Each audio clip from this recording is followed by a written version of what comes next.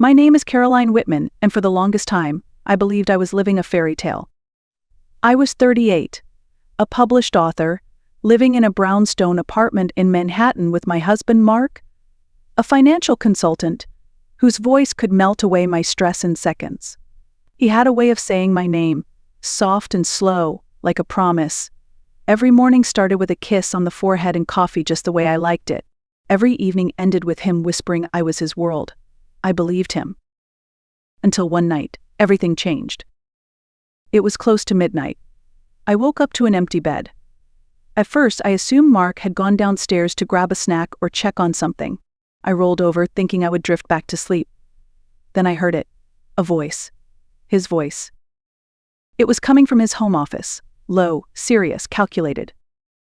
"She still doesn't suspect anything," he said. I froze. For a moment, I couldn't breathe. The air felt thick, and my heart started pounding like a drum in my chest. I sat up, listening harder. "Everything's going as planned.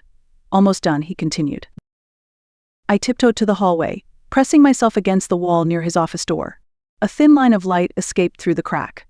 I could barely hear the rest, but I didn't need to. I had heard enough.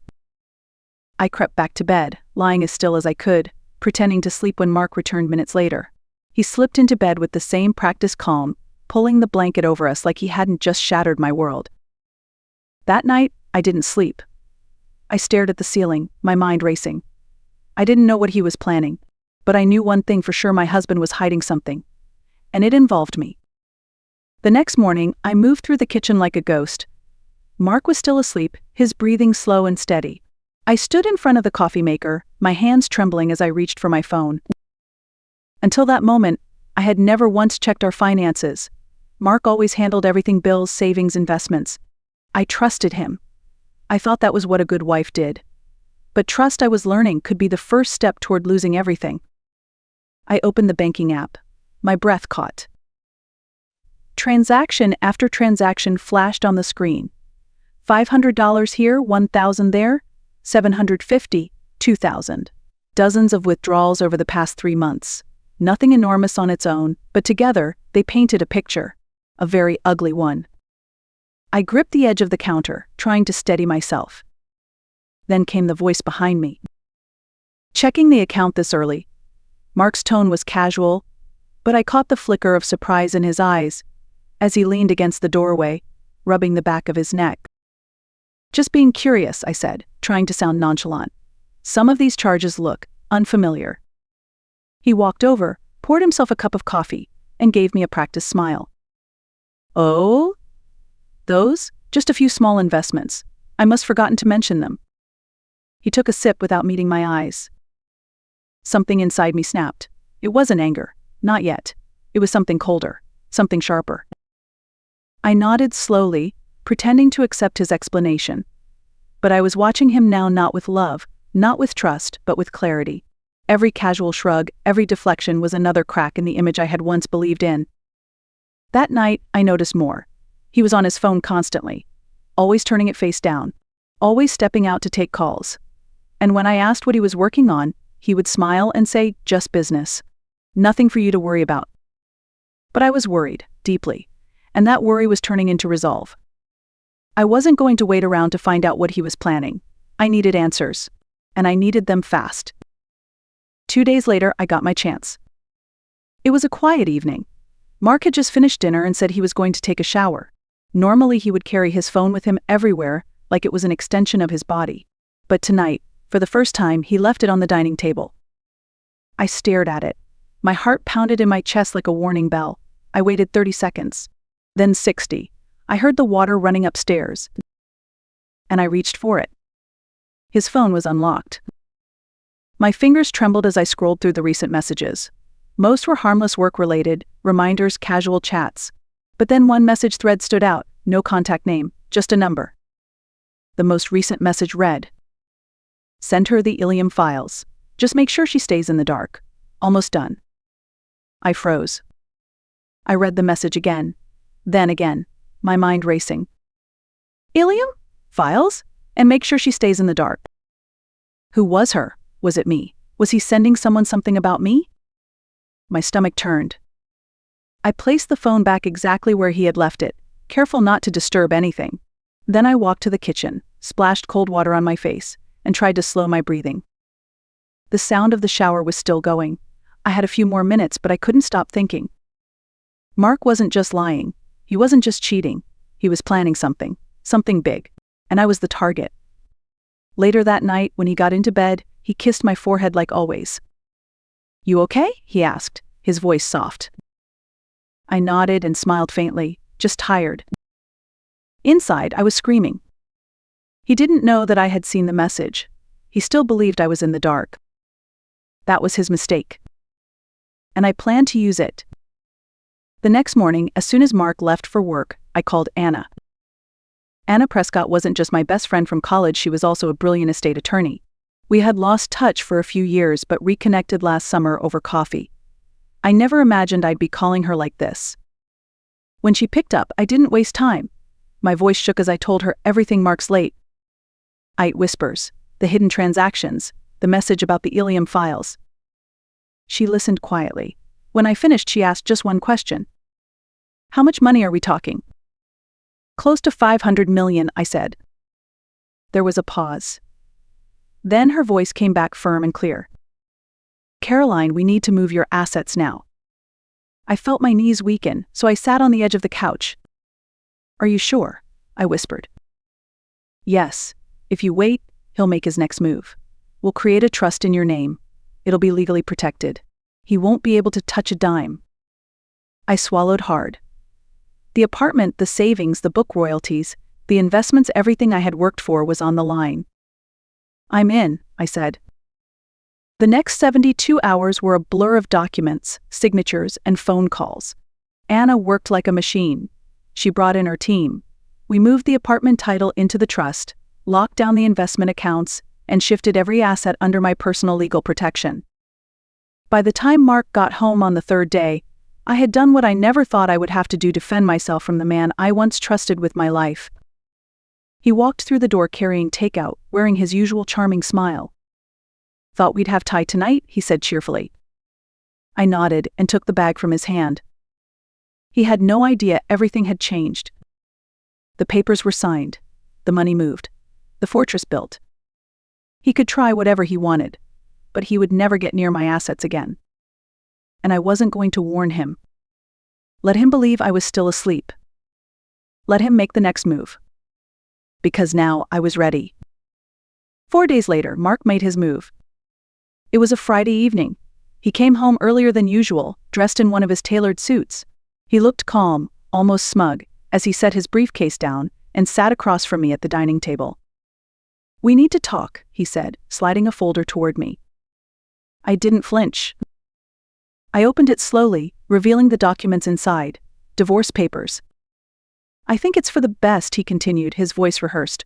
"We've grown apart. I don't want things to become more painful." I looked up at him, keeping my face unreadable. "Really?" I asked. He hesitated for a second, just long enough for me to see the flicker of uncertainty behind his eyes. Then he nodded. "Yes, it's better this way." I took a breath and slid the folder back toward him. "Before we go any further, there's something you should know." His brows drew together. "What?" I leaned forward just slightly. My voice was calm, clear, and deliberate. "I've already moved everything." He blinked. "What?" "The apartment. The accounts. The royalties. All of it. It's in a protected trust now. You can't touch it." The color drained from his face. What do you mean?"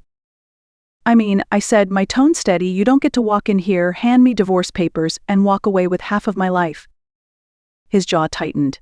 His hand clenched around the edge of the folder. "You can't do that." "I already did." He stared at me for a long moment, searching for some sign of weakness. But I didn't give him one.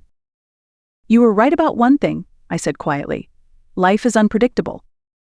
He pushed back from the table, slowly rising. "We'll see each other in court," he said, his voice cold and sharp. I smiled and stood too. "Then go ahead, try. He walked out of the room. And for the first time in weeks, I exhaled because now he knew. I wasn't the woman he could manipulate anymore. I thought the worst was over. I was wrong. 3 days after Mark stormed out, I noticed something strange at work. Whispers. Side glances. Colleagues who usually greeted me with warmth suddenly avoided eye contact. It wasn't paranoia. It was too consistent. Then my assistant Rachel walked into my office, her face pale, holding a printout. "I think you need to see this." It was a screenshot from an anonymous online forum. A post titled, "CFO hides funds during divorce using company money?" Underneath was a paragraph accusing an unnamed executive of embezzling funds to protect herself in a divorce, implying criminal activity. In the comments, someone had made it specific. "I know who it is. Caroline Whitman, look into her." I felt the blood drain from my face. Mark. He was behind this. I could feel it in my bones. "He's trying to ruin me," I whispered. Rachel nodded solemnly. "If this spreads, it could damage your reputation, or worse." I stood up, pacing the room. I had spent years building my name, my credibility. I had climbed every step on my own merit, no shortcuts, no favors. And now, one lie could tear it all apart. "I need to call Anna," I said, grabbing my phone. That evening, I sat across from Anna at her office. She listened as I laid out what was happening, my voice shaking with a mix of fear and fury. "This isn't just personal anymore," I said. "He's trying to destroy me professionally." Anna leaned back, fingers steepled. "He's playing dirty," she said.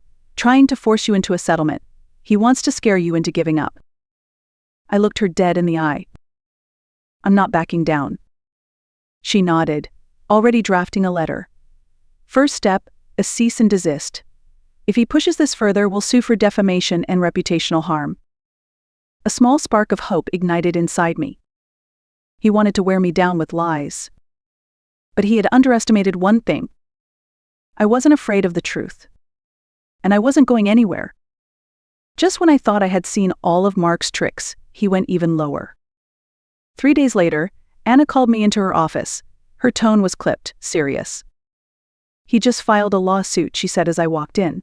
"He's accusing you of financial fraud." My heart sank. "What?" "He claims you illegally moved marital assets. He's alleging you embezzled funds from your joint accounts." I slumped into the chair across from her. "He can't be serious." "He is? And there's more," Anna said grimly. She slid a file across the desk. "He's not alone. He filed with a co-plaintiff." I opened the folder. The name hit me like a punch to the gut. Ilya Marrow. It was the name from the text message. The one I had read on Mark's phone. "Who is he?" I asked. Anna crossed her arms. "A known fraudster. He's been linked to multiple cases involving forged documents. No convictions yet, but a long trail of suspicion." I flipped through the documents. They were detailed, filled with numbers and fake transactions, some even mimicking my signature. "These aren't mine," I said, my voice rising. "These are fabrications." Anna nodded. "We know, but we have to prove it, and fast." My hands clenched into fists. All the fear I'd been carrying turned into fire. "He's trying to bury me in lies. Again." Anna's eyes narrowed. "Then let's make sure those lies collapse on top of him." She handed the file to a forensic finance expert. For the next week, we worked nonstop gathering real transaction records, tracing digital footprints, verifying every move I had made. I barely slept. But I kept going. Because this wasn't just about money anymore. This was about my name, my integrity, and my right to defend what was mine. By the end of the week, we had everything we needed. The expert traced the false documents to Ilya's firm. The dates didn't match. The signatures were off. And most importantly, there was no paper trail connecting those fake transactions to any of my real accounts. Mark had thrown everything he had at me. But the truth was stronger. And it was on my side. A month later, we walked into court. Anna was calm, sharp as ever. I sat beside her, dressed in navy, my shoulders back, my hands steady. Across the room, Mark looked like a shadow of the man I once knew, angry, twitchy, unprepared. The judge reviewed the case carefully. Our documentation was airtight. Ilya never showed up. The moment the ruling was read aloud, I closed my eyes, not out of relief but out of finality. The court dismissed Mark's claims.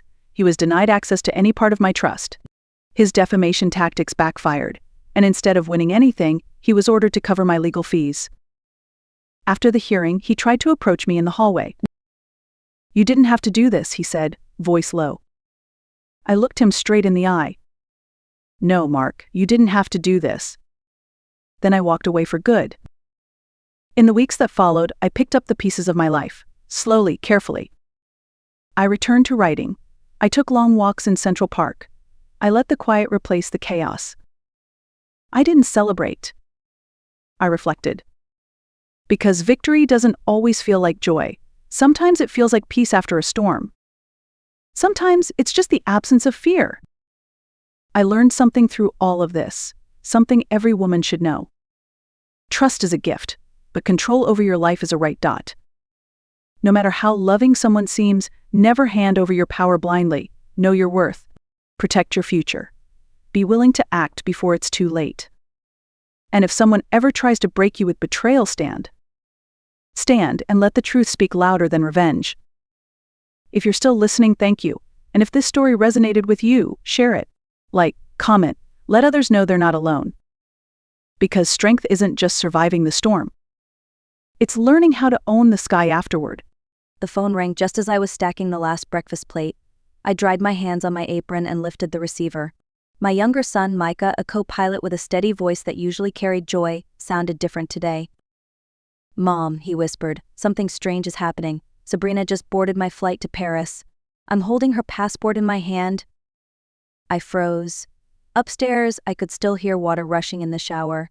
Then, as if to mock me, Sabrina's voice floated down the stairs, cheerful and ordinary. "I'll be quick, Mom." I pressed the receiver tight, my heart pounding. "Micah, she's here. I heard her. She's upstairs." There was a pause on the line long enough that I could hear his breathing. Then he spoke again, lower, firmer. "Mom, I'm looking at her right now, seat 2A, talking close with a well-dressed man." At that moment, the bathroom door creaked open behind me. Footsteps. A voice, "Glad you're home." My name is Ruth Calder, and that was the morning I began a notebook I would call my ledger of truth. If you've ever felt torn between what your eyes see and what your heart fears, stay with me. This was the day I learned that sometimes family life can split in two. My name is Ruth Calder, and I have lived in Asheville, North Carolina, for more than 3 decades. I am 66 years old, a widow for 10, and for most of that time, my home has been the anchor for my family. My older son, Grant, is a thoughtful architect who spends long hours at his drafting table, surrounded by rolls of blueprints and half-empty mugs of coffee. His wife, Sabrina, came into our lives with a polished smile and quick hands in the kitchen. Their son, Theo, is 7 years old, full of boundless energy and endless questions that light up even the most ordinary afternoons. My younger son, Micah, is a co-pilot, always in motion, always chasing the horizon. Each time he calls between flights, his voice fills the house with pride and warmth. I have always believed that my husband, Mark, who passed away a decade ago, would have been proud of the family we built together. And until recently, I believed Sabrina was the missing piece, the daughter I never had. She was tidy, industrious, always humming when she cooked, and she had a way of soothing Theo that made me grateful she had chosen Grant. But my husband once told me, "When your mind feels noisy, Ruth, write down what's true." His words would come back to guide me when life in this quiet house began to fracture. Micah's voice didn't waver often, but that morning it carried a weight I couldn't ignore. He explained that just before boarding, he'd run back toward the gate to grab some misplaced paperwork. There, on the floor near the jetway, he spotted a passport. He bent to pick it up, planning to hand it to the desk agent. But when he opened it, his breath caught. The picture was Sabrina's, clear as day. The name, the birth date, everything matched. I tried to laugh it off. "Honey, it must be a mistake. Maybe a traveler with a similar look. Sabrina is upstairs right now." Silence stretched on the line. Then he whispered, "Mom, I just checked the cabin myself. She's in seat 2A. I know her walk, her hair, the way she crosses her legs. And she wasn't alone. There's a man with her polished suit, cufflinks glinting in the light. They were leaning in close like a couple." My pulse raced. I looked toward the staircase, where steam still drifted from the bathroom door. It felt as if my home and that airplane were existing in two separate truths at once. Micah's last words before the announcement crackled overhead chilled me. "I swear to you, Mom," she smiled at me, then turned away as if she didn't know me. In the days that followed, I began noticing small contradictions that refused to leave my mind. At first, I brushed them off as nothing more than quirks, but once Micah's call lodged itself inside me, every detail seemed sharper. One morning, I watched Sabrina jot down a grocery list neatly with her right hand, each letter straight and precise. The very next day, she scrawled a quick note for Theo's lunchbox using her left hand, messy and slanted. When I asked about it, she laughed lightly. "Just practicing, Mom. Keeps the brain sharp." I smiled back, but a knot had already tightened in my stomach. Her mood shifted just as strangely. One evening she sang a lullaby, her voice soft, coaxing Theo to sleep. The next night, that same little boy spilled a glass of water at the dinner table, and she snapped at him sharply, calling him careless. The whiplash in tone left me staring at her, wondering which version was the real one. Even her clothing became part of the puzzle. She left the house in a white blouse, basket swinging in her right hand. Hours later, she returned in navy, the basket dangling from her left. When I asked why she had changed, she shrugged. "Spilled something on it." Then there were the tiny gestures, how she stirred soup counterclockwise when I had always seen her stir clockwise, how she opened the wrong cabinet for the salt, as though she had never memorized the kitchen. My husband's old saying echoed louder each day: "When behavior disagrees with biography, write it down." And so, reluctantly, I began. It wasn't just me. Soon, neighbors and friends began to notice the same strangeness I had been scribbling down in my notebook. One afternoon, Mrs. Whitcomb stopped by to return a dish. She smiled politely but tilted her head. "Ruth, isn't your daughter-in-law right-handed? Yesterday she gave me this plate with her left." I nearly asked if she'd hurt her wrist. I forced a chuckle, but inside, her words pressed down like another stone on the pile. At the bakery, Mr. Paddle shared his own impression. "Strange thing," he said, handing me Theo's favorite rolls. "Last week she praised my cardamom buns and laughed like we'd known each other for years. But this morning she barely spoke, didn't even look up from her wallet. Paid exact change, left without a word." And then, most painfully, came Theo's quiet observation. We were coloring together when he set down his crayon and whispered, "Grandma, I like nice voice Mom better than storm voice Mom." I pulled him into my arms, kissing his hair as my throat tightened. Out of the mouths of children came the truth we adults sometimes refuse to admit. There wasn't just a shift in Sabrina's mood. There were two different versions of her moving through our lives, and my grandson already felt the fracture. That night, I pulled an old spiral notebook from the drawer where I kept spare envelopes and stamps. If my mind was going to keep circling, I needed something solid. I titled the first page Ledger of Truth. I began with the simplest details: dates, times, actions. Nothing fancy, just facts. 3:10 p.m. Sabrina leaves for market with red basket. Returns 5:55 p.m. with blue basket. Explanation: friend lent it. Next line: bedtime. Yesterday she sang lullaby. Tonight she refused and left Theo crying. It felt odd at first, recording my own daughter-in-law like a detective. But once the ink dried, I noticed something. My shoulders relaxed. Paper was neutral. Paper wouldn't argue back. Each day the notebook grew. School form signed left-handed. White blouse in morning, navy blouse at return. Tone of voice: affectionate Monday, cold Tuesday. As I filled each line, I thought of my husband's words: "When your head spins, write what's true." And so I wrote. For anyone listening now, know this: if life ever makes you feel like you're imagining things, put pen to paper. A simple line with a date and verb: June 12, 5:40 p.m., raised her voice at dinner, can cut through fog. It may not give you peace immediately, but it will give you ground to stand on. For weeks I filled my ledger, convincing myself that one more note would make sense of it all. But the contradictions only grew. I needed more than ink. I needed clarity. I called my oldest friend, Carol. We had raised our boys together, shared casseroles, laughter, and grief. Over coffee, I handed her the notebook. She flipped through page after page, her brows drawing close. Finally, she said, "Ruth, it's not in your head. If you want the truth, you may have to follow her." The very idea chilled me. Following my own daughter-in-law. But Carol's words stuck: not to accuse. To protect Grant and Theo. So one Saturday, when Grant was at the office and Theo had a school activity, I saw my chance. Sabrina came downstairs in a pale yellow dress, her wicker basket on her arm. "Off to the market, Mom," she said with her usual smile. I waited until the gate clicked shut, then wrapped a shawl around my shoulders and slipped outside. I kept a good distance, careful not to let her see me. She walked the familiar street, but instead of turning right toward the market, she veered left into a narrow lane lined with rusted fences and peeling paint. My pulse thudded. I ducked behind a row of bicycles as she knocked softly on a worn wooden door marked number 14. It creaked open, and she stepped inside. Minutes later, I returned home, breath ragged, and there she was in the kitchen in a different blouse, calmly chopping vegetables. Sleep was impossible that night. I kept seeing the yellow dress vanish into that alley, and the white blouse waiting for me in the kitchen. By morning, my decision was made. I tucked a family photo into my purse, the one with Grant, Sabrina, and little Theo smiling on the porch, and walked back toward number 14. The alley was quieter than before, sunlight barely reaching the cracked pavement. My knuckles trembled as I knocked. The door opened, and my breath left me.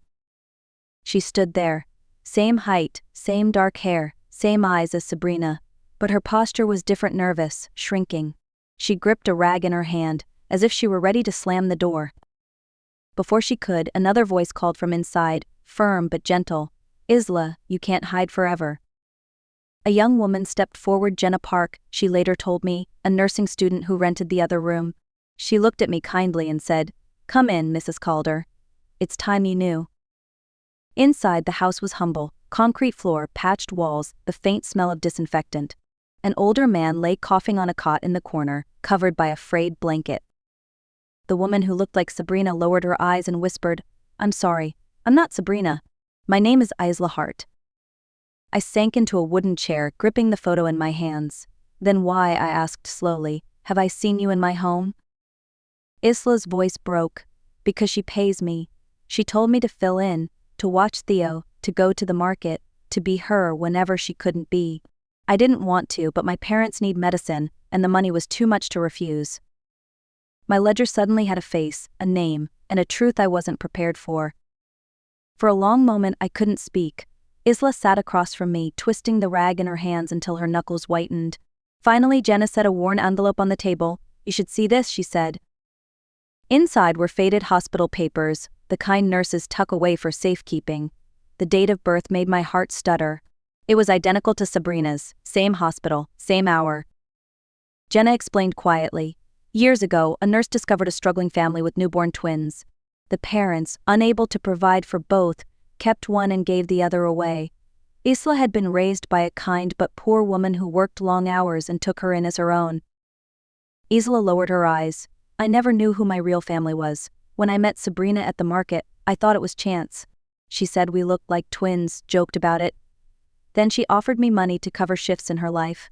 She never mentioned we might actually be related."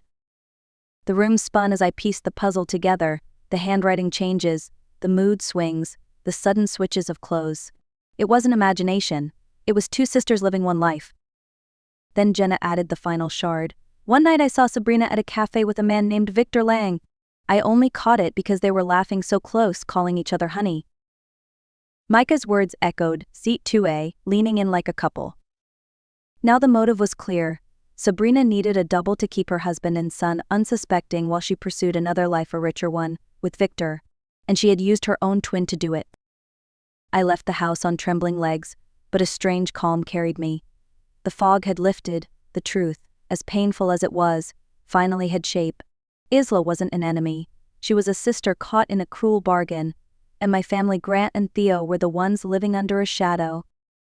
Back home, I sat at the kitchen table with my ledger open in front of me. For the first time, I didn't add an entry. Instead, I wrote a single line across the page: "It is time to bring light into the room." That evening, I called Micah. "Honey, bring me the boarding records from that Paris flight. I need them on the table." He hesitated, but my tone left no space for doubt. The next day, I moved through the house with quiet determination. I set the long oak table with our best white cloth, laid out candles, and cooked the dishes Theo loved: roasted fish, chili cornbread, sweet tea. It wasn't a celebration. It was a marker, a before and after. As I folded the napkins, I repeated one sentence under my breath, a promise as much as a shield. This is not about punishing Sabrina. This is about protecting a child. When the clock struck 7, every plate was in place. Grant would be home soon. Theo already bubbling with excitement for his favorite dinner. And waiting just outside, clutching her hands nervously, was Isla. That night she wouldn't play a part. She would stand as herself in the light. The house smelled of roasted fish and warm cornbread when Grant walked through the door. He looked surprised at the candles flickering on the table. "What's the occasion, Mom?" he asked, loosening his tie. I only smiled. "Sit, son. Tonight we need to talk as a family." Sabrina arrived a few minutes later in her pale blue dress, carrying her polished smile. She kissed Theo on the forehead and slid into her chair. For a moment everything looked normal until the knock at the door. When I opened it, Isla stepped in, hands clasped tight, face pale. Theo's eyes grew wide as saucers. He looked from Isla to Sabrina and whispered, "Why are there two moms?" My heart cracked, but I knelt beside him. "There aren't two moms, sweetheart. There are two sisters, and tonight we need to tell the truth." The room stilled. I opened my ledger, reading a few lines aloud, dates, times, changes too sharp to ignore. Then I set down Micah's boarding records with the Paris stamp bold on the page. Finally, Jenna stepped through the back door, her voice steady as she described seeing Sabrina with Victor Lang, calling him honey. I turned to Sabrina. "You owe us honesty. Correct the record or I will."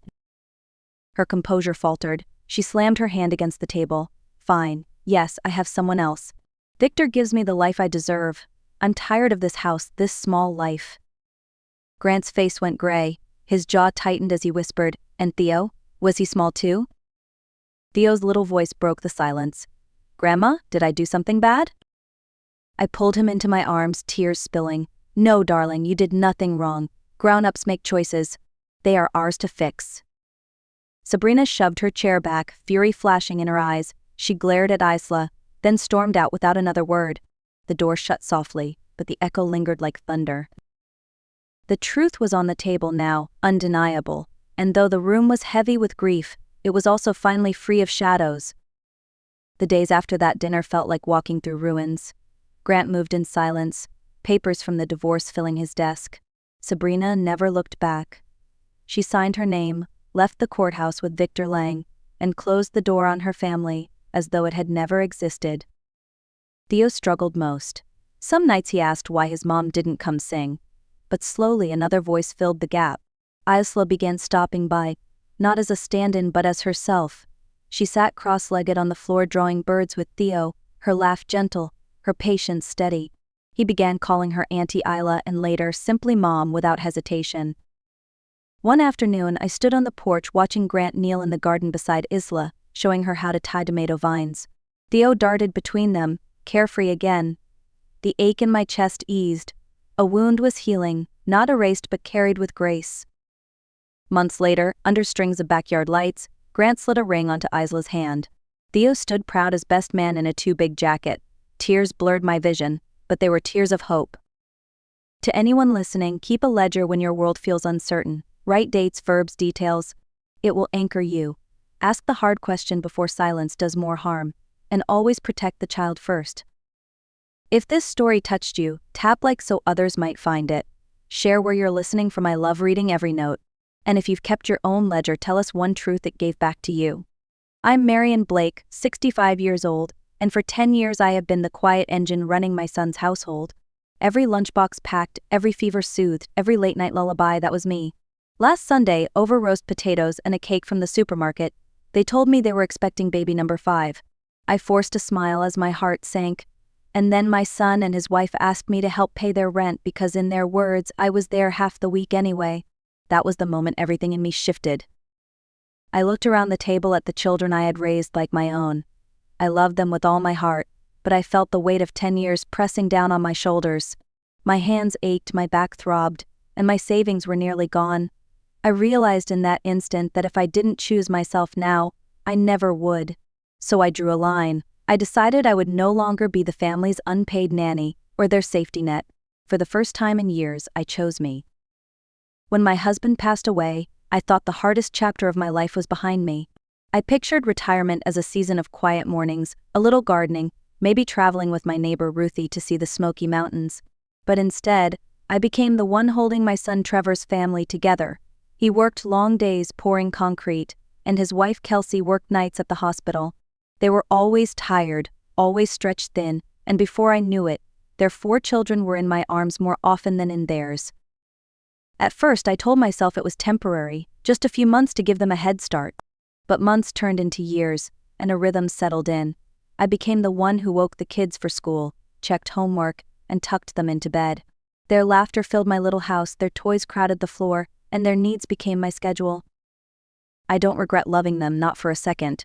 Ava learned to read sitting on my lap. Mason built his first science project with me at the kitchen table.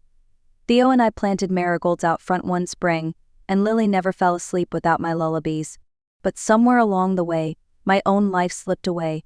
My quilting group at church met without me, the walking club strolled the park without me, and the stack of novels on my nightstand gathered dust. My world had quietly narrowed to fit their needs.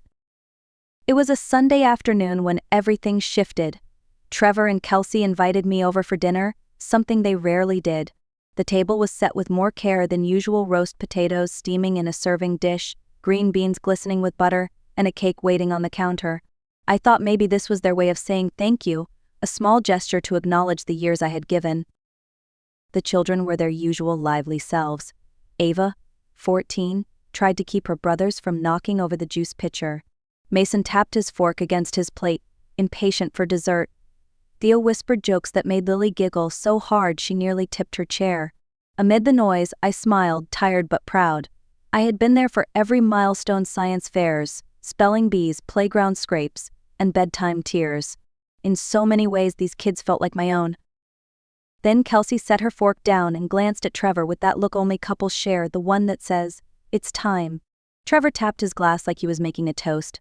"Mom," he began, his eyes shining, "we've got big news. Baby number 5 is on the way." The children erupted in chatter. "A baby? When? Is it a boy or a girl?" Kelsey leaned back, her hand resting on her stomach, glowing with pride. Trevor beamed like he had won a prize. "And me?" My smile stayed fixed, but inside my heart sank. A 5th baby. Another round of diapers, bottles, endless nights. I had already given up my quilting nights, my walking group, even the small trips I once dreamed of. I wanted to clap with the children, but instead a knot tightened in my stomach, because I knew exactly what it meant. They would lean on me harder than ever. A few evenings later, Trevor asked me to stay after the kids went to bed. His tone was careful, almost rehearsed. Kelsey sat beside him at the kitchen table, arms folded, eyes steady. I knew something was coming, but I didn't expect what I heard next. "Mom," Trevor began, "with the new baby on the way, things are going to be harder. You're already here most of the time. The kids depend on you. Maybe it's time to make it official." I frowned. "Official?" Kelsey jumped in. "Yes, official. You could handle the school runs, the meals, the laundry. You're practically living here half the week already." And she paused before finishing, "It would help if you pitched in for rent and groceries. Just a few hundred a month." The room spun for a moment. My pension barely covered my own small house, my utilities, my medication. I had already been buying their children's shoes when they outgrew them, covering field trip costs, and slipping cereal boxes into my cart for their pantry. Now they wanted me to pay them too. I tried to keep my voice calm. "You know I live on a fixed income. I already help with the kids and cover things when I can." Kelsey's tone sharpened. "You eat meals here, you use the space, it's only fair." That word cut deep. Fair. Was it fair that my hands were raw from dishes, my back sore from lifting, my savings drained by their needs? I pressed my lips together, the silence between us heavier than any chore. In that silence I knew something had to change. The next morning began like every other. My phone buzzed before sunrise with a text from Ava. "Grandma, can you come? Mom's running late again." I set down my half-finished coffee and drove across town. The kitchen was chaos when I arrived. Bowls of crusted cereal littered the counter, milk pooled on the floor where someone had spilled it, and Mason was digging through a laundry basket for clean socks. Theo tore through the fridge searching for something sweet, while little Lily clung to my leg in pajamas, hair wild. I dropped my bag and moved on autopilot, sandwiches packed, juice boxes filled, apples sliced. I ironed Mason's shirt while reminding Theo to brush his teeth. I braided Lily's hair and tied her shoes. By 8 o'clock, I had herded them all into the car and headed for school. The drive was noisy, Ava venting about a history project, Mason tapping his pencil on the window, Theo rattling off questions about baseball, Lily humming softly. I kept one hand on the wheel and the other wrapped around my travel mug, as if the coffee was the only thing holding me together. By the time I returned to the house, the laundry pile looked like a mountain. I sorted, washed, folded, matched socks, scrubbed dishes, vacuumed crumbs. The dishwasher ran twice before noon. My back ached, my hands stiffened, but I kept moving. When the sun set that evening, I had fed the children, overseen homework, soothed tantrums, and tucked them in. The house looked calm, but inside I felt spent, hollowed out by another day that belonged to everyone but me. That evening I drove back to my own small house. As I pulled into the driveway, I saw my neighbor Ruthie sitting on her porch swing with a glass of iced tea. She waved me over. "You look like you've carried the whole town on your shoulders," she said, scooting to make room. I sank beside her, the cool evening air brushing my face, and then, as if a dam had broken, the words tumbled out. I told her about Trevor and Kelsey wanting another baby, about the chores that filled every hour of my days, and about the new demand for rent money. My voice cracked when I admitted how invisible I felt, like a housekeeper who worked for free. Ruthie listened without interrupting. When I finally stopped, she leaned back and shook her head. "Marian, you raised your kids. You did your job. This isn't your job anymore." Her words landed like a bell in my chest. I had whispered them to myself before, but hearing them spoken out loud made them undeniable. A few days later, I drove to the public library. I told Trevor I had errands to run, but really I just needed space to think. I found a computer in the corner and typed in senior apartments near me. Dozens of listings appeared. Most were too expensive, $1,100, $1,200 a month, far beyond what my pension allowed. But tucked between them were a few income-based options. If I budgeted carefully, maybe it was possible. I scribbled phone numbers and addresses into my notebook. The act of writing them down felt like planting a seed. Before leaving, I stopped by the bulletin board near the entrance. Flyers covered the cork: cashier at the grocery store, desk aide at the senior center, tutoring for kids after school. None promised much, but even a few $100 extra could tip the balance. On the drive home, I pictured myself unlocking the door to a space that was mine and mine alone. No lists waiting on the counter, no late-night crying I had to soothe, just peace. That night, I sat at my kitchen table, running numbers in my notebook. For the first time in years, instead of calculating how to stretch my savings for someone else, I was daring to imagine a life of my own. The following Friday, Kelsey casually mentioned they wanted a night out. "You'll stay overnight, right?" "We'll be late," she said, as if it were a given. For years, I would have nodded, rearranged my plans, and packed an overnight bag. But this time I looked her in the eye. My voice was steady. "No, Kelsey, I can't stay overnight anymore. I'll help in the afternoons, but I need my evenings back." The silence that followed was sharp. Her eyebrows lifted as if I'd slapped her. "What do you mean you can't?" she pressed. I shook my head. "Not anymore. I need to take care of myself." That night, Ava lingered by the laundry basket while her siblings ran off. She fiddled with a folded shirt before asking in a whisper, "Grandma, are you leaving us?" The question pierced my heart. I pulled her into a hug. "Oh honey, no, I'll always be here for you. But being here doesn't always mean living under the same roof." She sniffled, nodding slowly. I kissed her forehead. "You'll never lose me, Ava, but I have to take care of myself too."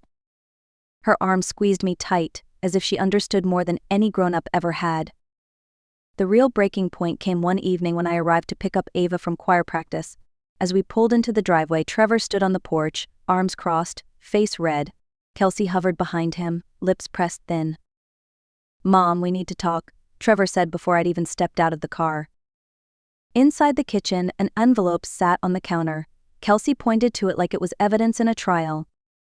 "We had $300 in here. It's gone. And it disappeared right after you started packing your suitcase." My stomach dropped. "You think I took your money?" Trevor's eyes narrowed. "You're the only one who's been around. If you needed help, you could have asked. But don't sneak it." Heat rushed to my face. "I would never steal from you. I've been the one buying groceries, shoes, school supplies for years. You know that." Kelsey's voice turned sharp. "Then explain where it went." Trevor added coldly, "Maybe we should call the police. Let them sort it out." Those words nearly broke me. My own son, threatening police after everything I had given. My throat closed. no words would come. Then, out of nowhere, Ava's voice cut through the tension. She stood in the doorway, pale but steady. "Grandma didn't take anything. She's the only one who ever gives us stuff. I saw Mom put that envelope in her purse last week after groceries. Don't say you forgot." The room went silent. Kelsey flushed but said nothing. Trevor shifted uncomfortably. "Finally I found my voice. I don't deserve this, I've given everything I could. And now you accuse me of stealing." I picked up my purse and walked out. Ava's brave words echoed in my ears, but so did Trevor's threat. That was the night I knew I could never go back. Back at my little house, I pulled a suitcase from the closet and set it in the corner of my bedroom. For days I didn't pack much, just a few things that mattered most. My quilting needles, a photo of my husband and me on our wedding day, and a small Bible that had belonged to my mother. These were pieces of my life that reminded me who I was before I became everybody else's caretaker. I didn't announce anything to Trevor or Kelsey. I wasn't interested in another argument, but even the quiet act of slipping a sweater into that suitcase felt like a declaration. This was my decision, and no one could take it from me. One evening, Kelsey showed up at my door, arms folded, eyes hard. "So it's true," she said flatly. "You're really planning to go?" I met her stare. "Yes, I need my own space." "You're choosing yourself over your family," she snapped. I wanted to tell her the truth, that regret was what I already lived with, regret for the years I had lost. But instead I kept my voice steady. "I'll always be their grandmother, but I won't be your maid." Her mouth tightened, and without another word she turned and walked away. I stood in the doorway, suitcase in view, finally certain of my next step. A week later I signed the lease on a one-bedroom apartment at the edge of town. It wasn't much, just a small kitchen, a narrow living room, and a balcony big enough for 2 pots of flowers. But it was mine. For the first time in years, I turned a key in a lock that belonged only to me. I furnished it with thrift store finds, a second-hand table, 2 mismatched chairs, and a lamp with a wobbly shade. On that table I placed my husband's photo, and in the corner sat my quilting bag, waiting for my hands. At night, the quiet felt heavy at first, but slowly it began to feel like comfort. No shouts for help with homework. No mountains of laundry, just me, a cup of tea, and stillness. I found a part-time job at the senior center answering phones, and suddenly my days had rhythm again. During lunch breaks I shared coffee with people my age who laughed at the same old jokes I did. On Thursday nights I rejoined the quilting circle at church, the women clapping and hugging me like no time had passed. The guilt lingered, whispering that I had abandoned my family. But each morning when I watered the geraniums on my balcony, I knew I had chosen survival, not selfishness. One Tuesday afternoon the phone rang. I almost let it go to voicemail, but something told me to pick up. "Mom," Trevor's voice was tight, almost panicked. "It's Kelsey. She's in the hospital. Complications with the pregnancy. The doctor says bed rest weeks, maybe months. The kids are falling apart. I don't know what to do." For a moment, I couldn't breathe. After everything, the arguments, the accusations, the threat of calling the police, he was calling me again. A part of me wanted to hang up, to let him figure it out. But then I thought of Ava trying to keep order, Mason scrambling for clean clothes, Theo wandering for snacks, little Lily clinging to whoever would hold her. I took a deep breath. "I'll help, Trevor, but only on my terms." There was silence on the line. "What do you mean?" "I'll be there after school, I'll cook simple meals, I'll keep the kids steady. But I'm not moving back in. I keep my apartment, and this is only for 3 months. After that, you and Kelsey take back your responsibilities." I could almost hear his jaw clench. "Finally," he muttered, "fine. 3 months." The next day I drove over after my morning coffee. The house looked like a storm had passed through, books scattered, dishes piled high, shoes in the hallway. The kids rushed toward me, relief written on their faces. "It's going to be all right," I told them, gathering them close. "But listen, this has to be a team effort.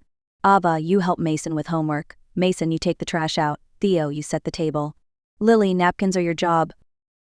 They blinked at me, uncertain at first.